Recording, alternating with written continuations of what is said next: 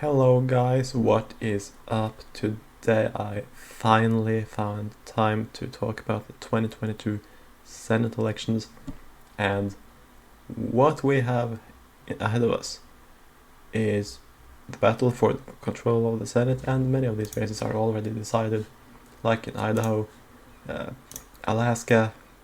I think Murkowski is probably going to lose, and yeah, she could run as an independent, but let's just say she's not going to. Michael is, of course, going to win in Utah, and all of these other states, including both in Oklahoma, are going to be Republican. John Kennedy, the legend, the myth, the man in Louisiana, he's going to win. And then you have in Arkansas, Missouri. I actually fear that Greitens could put that one into play, but likely it is. If it's Hartzler or Schmidt, that would be the best for the GOP. They would both make it safe.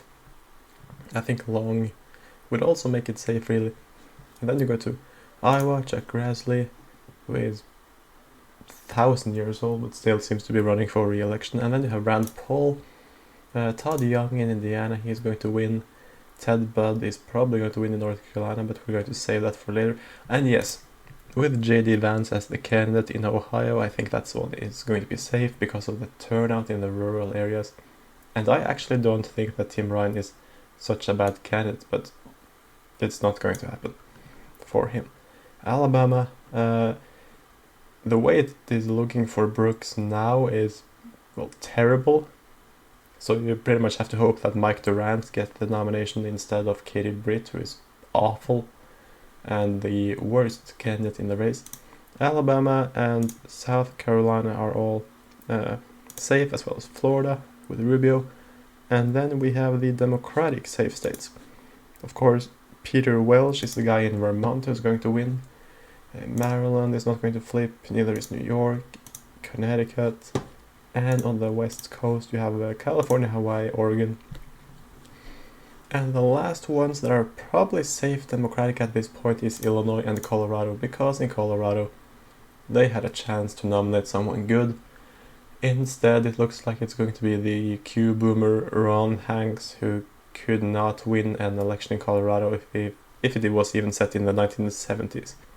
I mean, he is not going to win that, and Bennett will be having a quite safe re-election.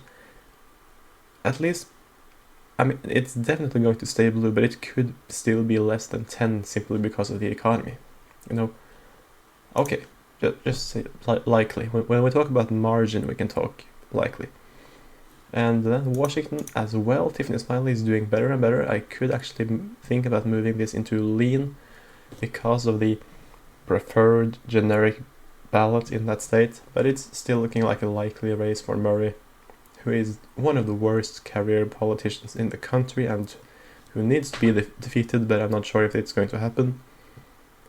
And other likely states we have are, of course, Wisconsin with Ron Johnson and North Carolina with Ted Budd. Both seem to have a quite easy ride. Ted Budd is definitely going to win the primary the way it looks now.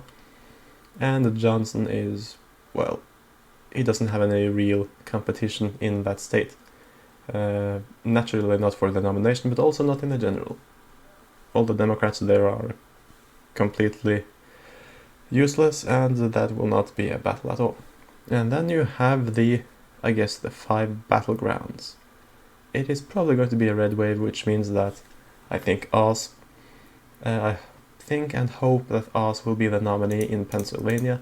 I know many people say that Barnett is better on the issues, but I would say that running a congressional campaign that you had never had any chance at winning is not a qualification to run for Senate. And Oz has the experience and to be a good senator. He does not just have the ideology. I would stand by Oz in that matchup, especially against McCormick, who is one of the worst candidates in the entire country. I mean, if it was between McCormick and Lamb in the general, I would probably have voted for Lamb if I lived in Pennsylvania, but I don't, so yeah, hopefully Oz will be the nominee. I mean, he is the least worst candidate of those in the game right now. So, okay, now we have the 4 Republican potential flips. I think Nevada is very likely to flip. I mean, the polls are not always favoring Laxalt, but he has the momentum. He has everything going for him. Republicans are moving into the state. It is trending red. And yes, of course, it is also the Democratic Socialists of America takeover in that state. Yeah, the polls are actually not too impressive, but still. When it comes to polls in Arizona, there almost hasn't been any. There are way too few polls to really use them in any way to judge how the race is looking. But I'm a bit disappointed that Trump has not yet endorsed Masters, as he did endorse Vance in Ohio. But I still think that it will be lean. Doesn't really depend on who the Republican nominee is going to be. Jim Lamont is doing very well in the polls, but again, I don't think that he would have a better general election chance than Masters or Brnovich. And then of course you have Georgia and New Hampshire. And when it comes to Georgia, I wish I could move it over to likely, but I'm not that confident that I would do it yet. So I'm going to keep it in a lean column. Naturally, Warnock is one of the worst senators and most incompetent buffoons in the Senate who should be easily defeated, but since the Republicans do not nominate someone who has a history of getting elected and winning, and also being good on the issues, they nominated, they are going to nominate Trump's favorite in Herschel Walker, who looks like he's going to win and looks like will be solid on the issues, but he is an unproven product still. But it still looks red. And this is the last one. This is the change from last time. It's been a while, but now I'm moving New Hampshire into the lean Republican column. And this is because of the new polls that have shown all of the 3 big candidates in New Hampshire, Kevin Smith, Don Bullock, and Chuck Morris, doing much better, being almost tied with Maggie Hassan, practically tied. Morris was actually ahead in the polls, while Bullock and, of course, Smith was slightly behind. I actually don't know who to support. Bullock seems to be doing best, and he seems to be leading in the primary polling, and is the most likely nominee, while Morris is definitely also very good, has a lot of political experience, but when it comes to ideology, Kevin Smith is probably the most based one, if you're going to think about that. But all actually have a good chance now that the economy is looking the way it is. Of course, New Hampshire is the kind of state where the overturning of Roe v. Wade could play a role, I'm not sure.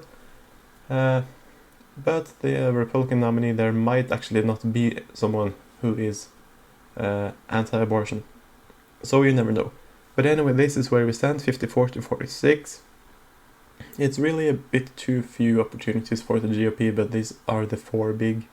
And right now, unlike last time, I have all 4 leaning red. So thank you all so much for watching. Please like this video and I'll see you next time.